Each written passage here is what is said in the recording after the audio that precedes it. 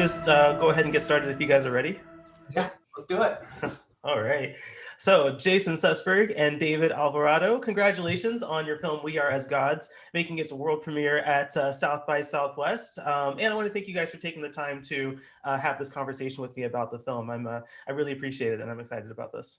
Yeah, we are too. Thanks for having us. Yeah, right on. Thank you. Perfect. Awesome. So We Are as Gods is about the life and work of Stweart Brand. And being honest, this film, it was the introduction, my own personal introduction to Stweart Brand and his work. So I appreciate you guys making this documentary and exposing me to this story.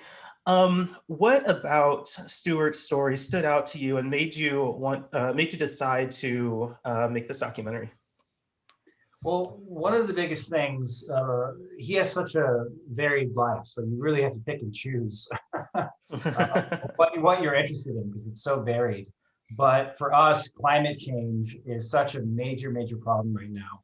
And Stewart's approach to it is this top level systems approach to how to solve climate change. And he takes a very much engineering approach. In the film, we explore this idea that, because of all the emissions that are happening right now, what if we were to reverse the extinction of certain animals that humans themselves have killed off?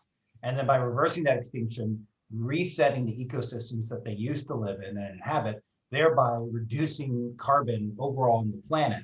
This is a long about way to reverse climate change, but it also reverses extinctions that we ourselves have caused. So this is super fascinating. I mean, this is very much how Stweart thinks. Got a problem? Let's fix it. And he's been doing that since the Whole Earth Catalog, this document that he created that Steve Jobs called the Bible of the hippie generation. The idea that, we have all these tools and technology, so we're like gods, let's fix all of our problems. Yeah, Jason, what do you have to say on that?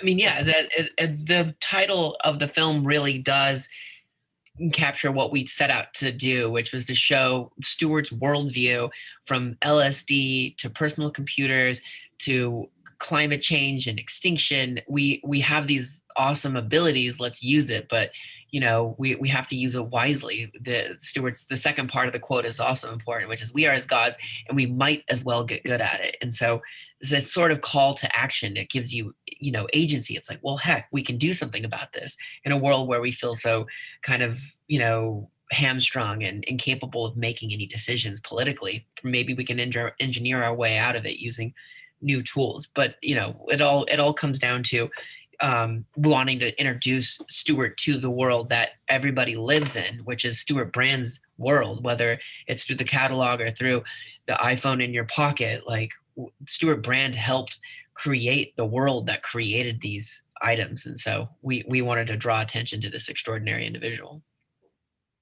Yeah, I think there's a profound nature to the phrase "we are as gods," and there's a lot to dissect there. But what I really appreciated is towards the end of the film, Stweart actually amends that phrase a little bit, and I won't give that away. I'll let people watch the movie and get to the end and see how he amends it. But it all does wrap around what you guys are talking about, and so yeah, it's a great story.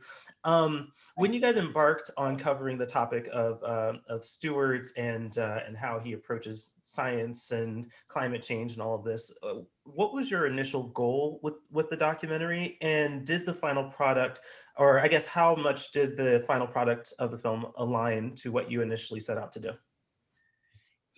What's really fun is always looking back on how you started. And when we finished the film, we had to write about it because you have to put out whatever press kits and think about the movie and think about this 4-year long journey you went on. And David and I had written about this film about being this braided story of Stweart Brand's past with this de-extinction journey, this quest to bring animals back from extinction.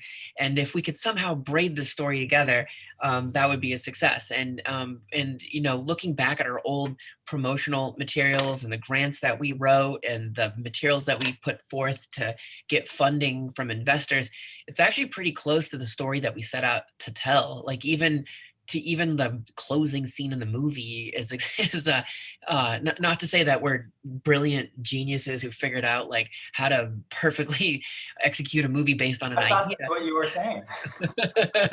But like we kind of set out to make this film, and that is exactly what it ended up being. And you could only have that sort of aha realization moment when you look back at where you started and the seeds that you planted. And I think it's helpful to have the two of us. It's not like we're not like a whatever singular tour is in my brain.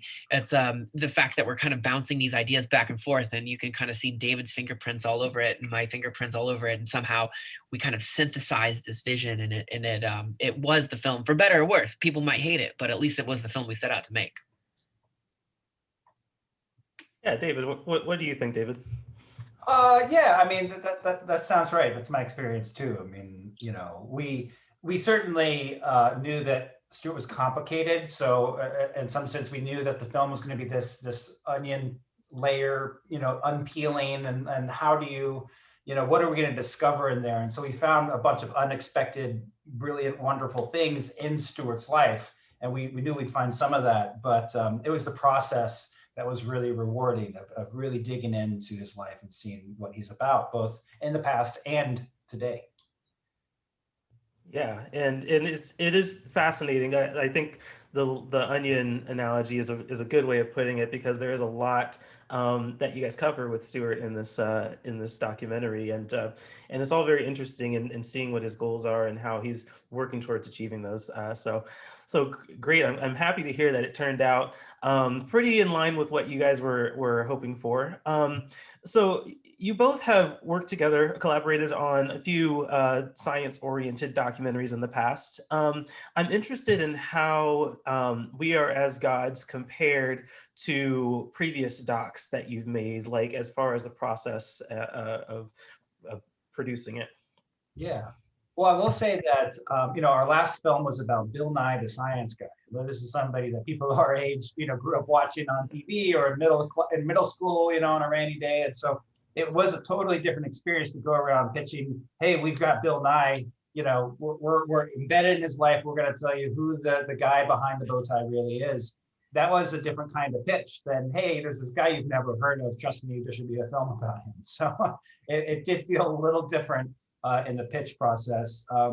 But ultimately, you know, Jason and I, because we've been working together now for 10 years and have done 3 feature films, a few small series, a whole bunch of other things, we've sort of realized that, you know, our approach is very much to have a small crew. Jason and myself, I'm shooting, he's doing audio. We're both co-directing, equal creative partners. And we can really get into people's lives in a way that, you know, it'd be hard if we had a larger crew or this big, you know, executive production team and this kind of thing. So it's a kind of a special thing that we just kind of happen to fall into, where we can actually really get into people's lives and understand who they are, what makes them tick, and why their science or technology or their approach to nature is important and relevant in this very sort of personal way.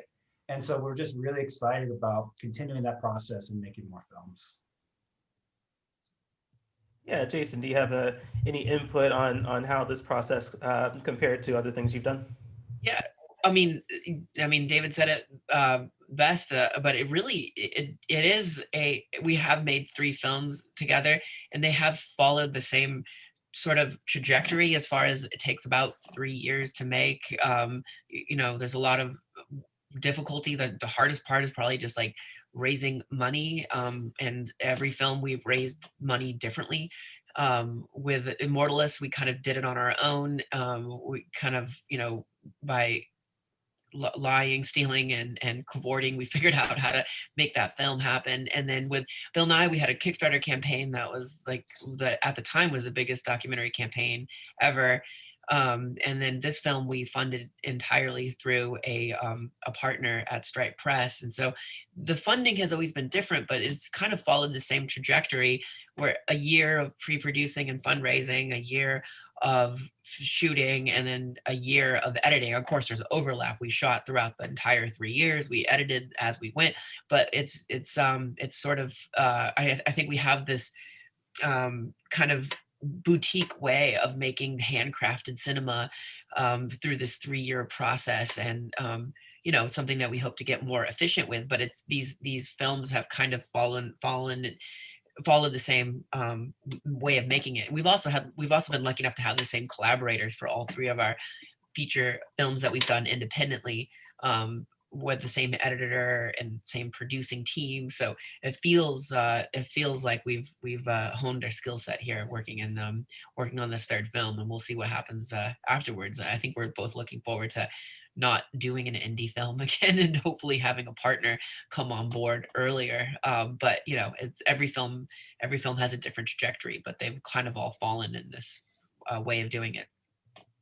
That's really awesome. I'm happy that there's been at least this level of consistency in the timelines and the production, and it seems like you are getting better at this, which is awesome. And I think you guys are also tackling very important subjects. So, that's great. And I guess on the subject of subjects, de-extinction and climate change are both contentious topics, especially with kind of the political climate that we're in right now that's so divisive.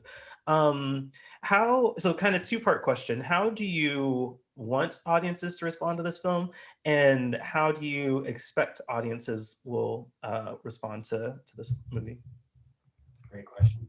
Yeah, I'll get the first one.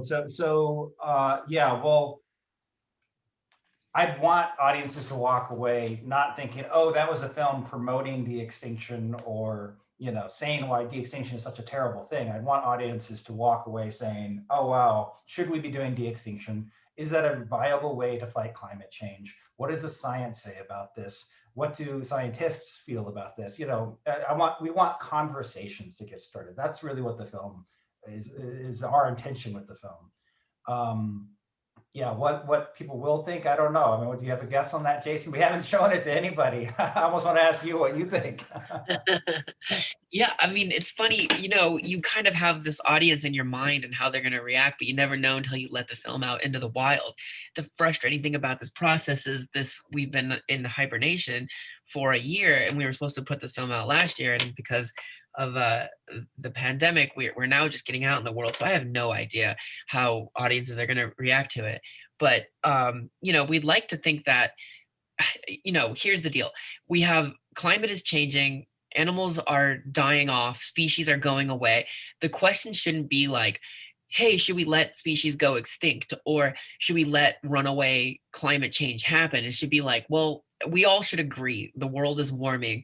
What can we do about it? And Stweart has a couple of ideas. And so I think we're tired of the debate of like, is it happening or isn't happening is kind of, pardon my language, but fucking insane that we're having that. So the better discussion would be like, how do you want to affect climate change? Do you want to cut emissions, or do you want to bring back the woolly mammoths so that they can tramp around Siberia to lower the carbon output? Like, well, okay, there's a debate we can have. And so I think it'd be moving this discussion along further to how can we intervene in nature to stop the world from warming, which is not even an intervention that is it's not a natural thing that's occurring. It's a man-made problem. There might be man-made solutions to this problem that we did, both on the extinction and the climate front. Yeah, you've seen the film, Thomas. What do you think? What did you think?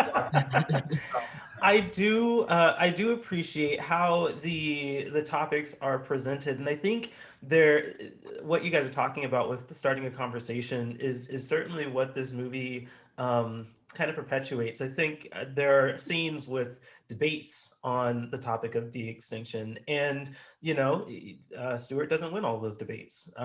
He doesn't win every conversation here, but it is encouraging to see how committed he is to moving the conversation forward, and how committed he is to actually doing something. And so I do hope that comes across to people, and I think it will, because Stweart is clearly very passionate about what he does and what he's committed his life to. And you can tell he's always learning. He's always trying to well, I guess the tagline, stay hungry and stay foolish, right? Like, I think that he certainly lives that tagline, and I think that it shows in this documentary. So yeah, I'm excited for other people to see it and start their own conversations about it. That's great. That makes me excited about this film. Good. Yes, I really am excited for people to check it out. I am ready to kind of wrap this up. I want to know if there's any last thoughts that you have for audiences that might be interested in checking this out at South by Southwest or wherever it might be screening after that. Anything, Jason?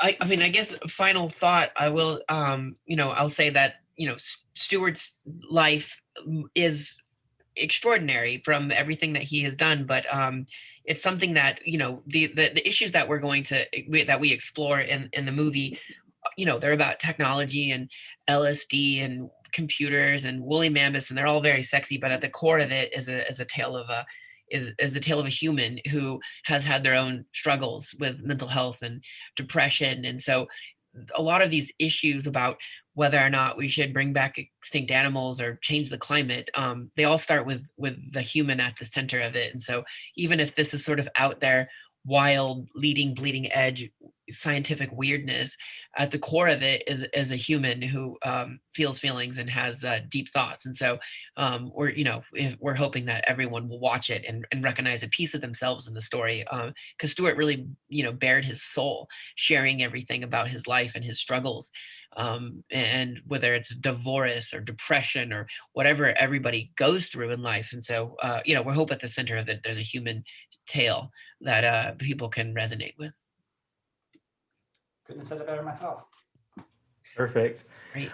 Well, guys, again, thank you so much for taking some time to talk about this documentary. I'm excited for people to see it. I'm excited to share this information, and yeah, good luck getting the film out in front of people. And I wish you guys the best, and I wish this film a long and successful trail to hopefully the mainstream. Right on. Thanks a lot. Appreciate it. All right, guys. Thank you. Take care.